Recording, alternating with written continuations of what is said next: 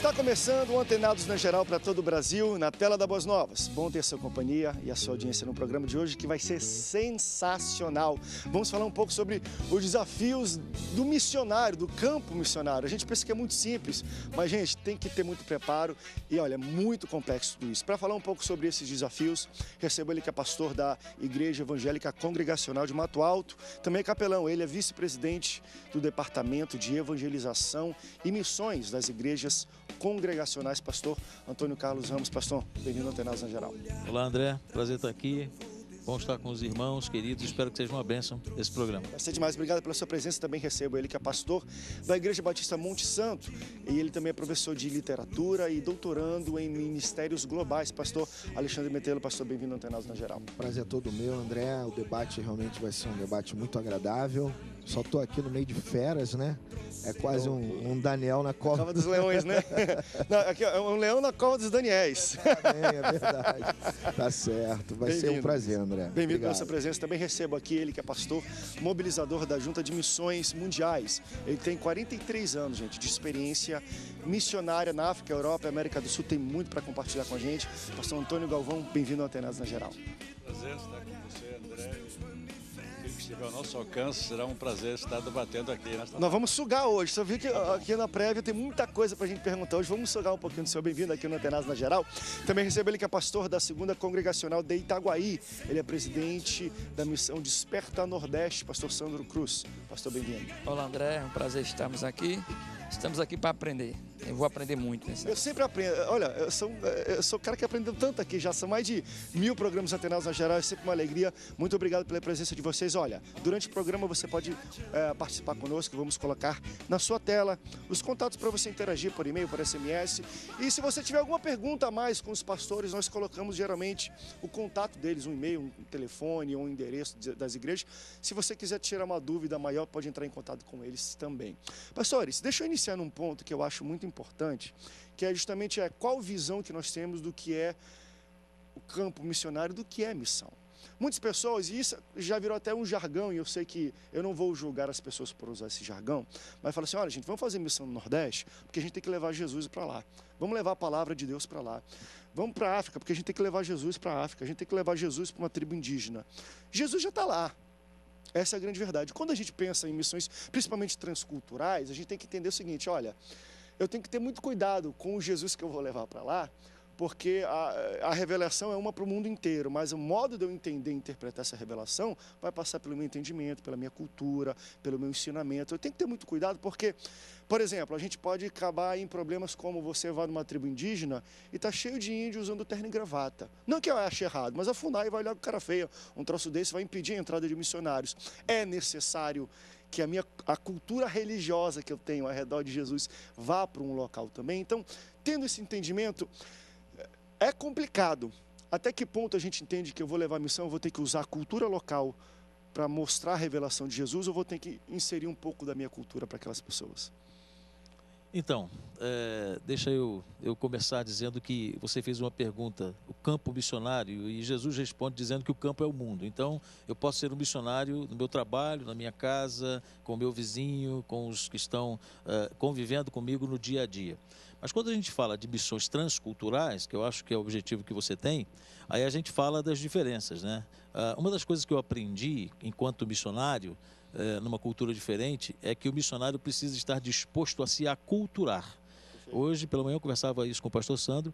Como é que você vai chegar numa cultura diferente, querendo implantar a sua cultura sem respeitar a cultura daqueles que o receberam? Então, você quebra já de imediato um elo de ligação e você está de uma forma, talvez assim, indireta, dizendo para aquele público que você foi alcançar com o amor de Jesus, que você é melhor do que ele. Então, o missionário tem que se aculturar. Prega a cultura e não um Deus. Exatamente. O missionário tem que se aculturar. Então, o processo de aculturação, ele existe uma linha divisória. E eu, lógico que não vou poder dizer tudo aqui, nem tenho como dizer, e é lógico, não tenho esse entendimento de querer explorar o assunto. Mas é lógico que você precisa entender que essa linha divisória passa pela revelação da palavra de Deus. A minha cultura está submetida à palavra de Deus. Então, se eu creio que a palavra de Deus é a minha regra de fé e de prática, a minha cultura foi mudada pela palavra de Deus. Então, eu preciso entender que, como missionário, enquanto missionário, a palavra de Deus vai trazer transformações e mudanças mudanças para a cultura também onde eu vou trabalhar, atuar. André, eu gostaria de contribuir dizendo o seguinte: há uma diferença entre evangelismo e proselitismo. Quando nós queremos transferir a nossa cultura para um outro povo, na verdade nós estamos fazendo proselitismo. Mas quando nós levamos o evangelho de Cristo, aí nós estamos evangelizando, né? Eu me lembro, quando eu era menino, eu li um livro de Hudson Taylor, que foi pioneiro da missão na China, no interior da China. Eu era muito criança, pertencia a uma organização chamada Embaixadores do Rei, uma organização batista, e ali eu pude ler esse livro muito interessante. E Hudson Taylor passou 15 anos naquela cultura ali, né, tentando ganhar almas, e ele não conseguia ganhar almas na China.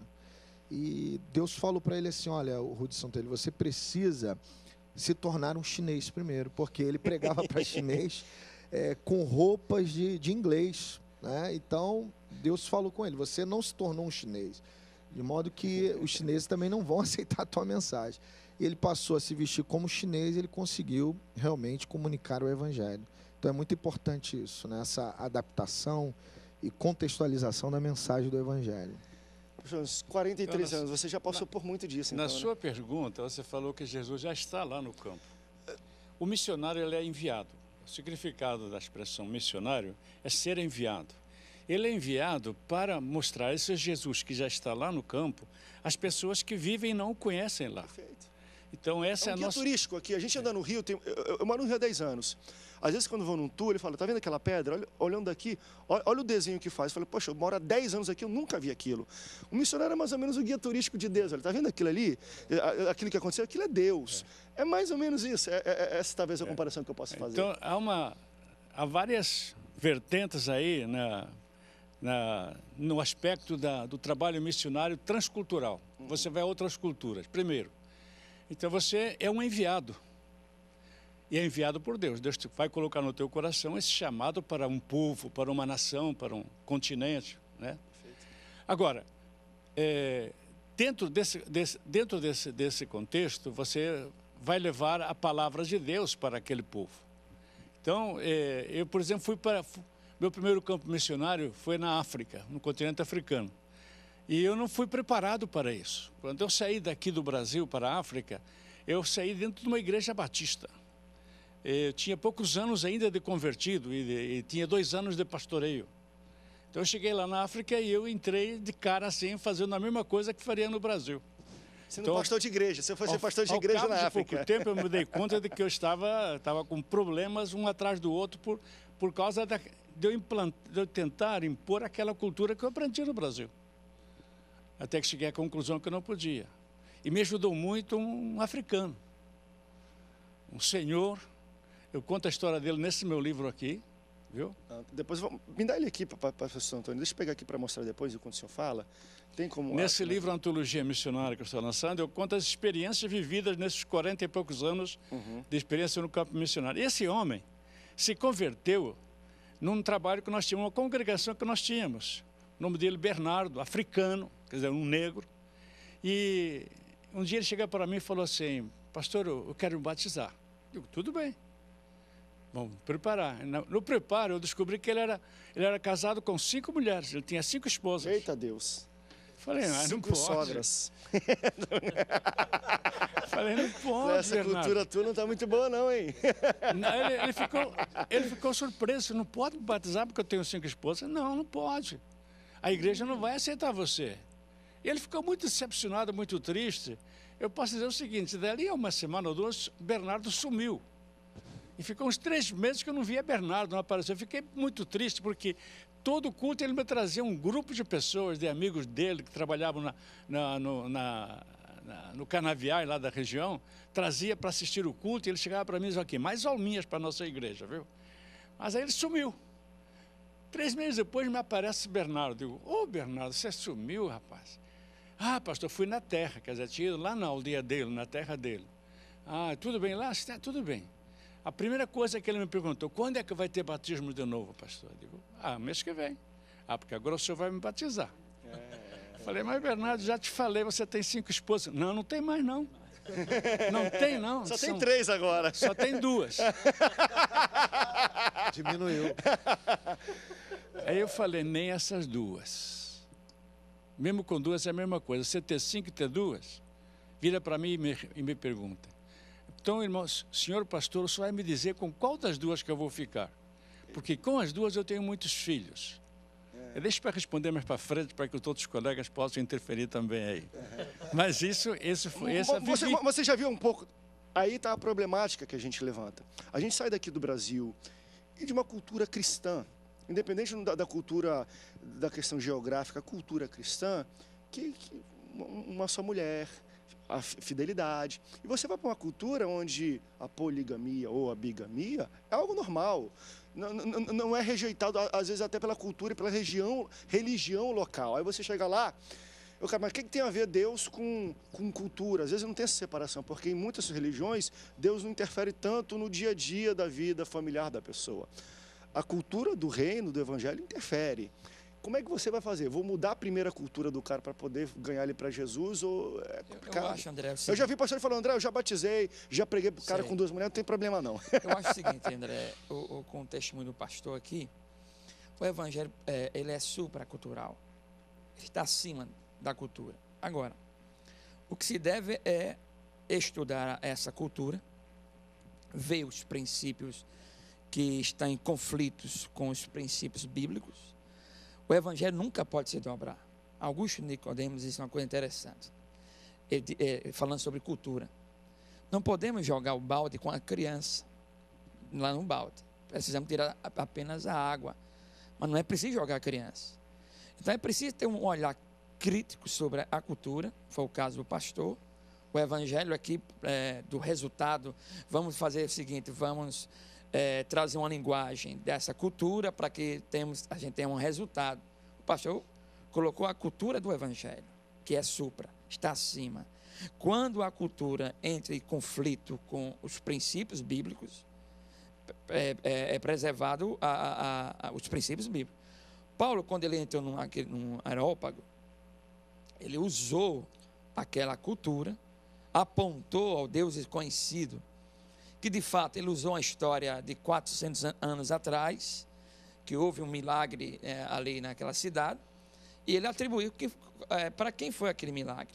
Mas veja, ele anuncia, como você falou, chegar em tal lugar, Jesus já está lá, certo? Mas o evangelho é a anunciação. Quem criou isso aqui foi o Deus Criador que enviou o seu Filho. Vamos para um rápido break? Daqui a pouco a gente volta. Mas eu vou levar na esposa também, e eu vou levantar essa problemática de Paulo, que pode ser...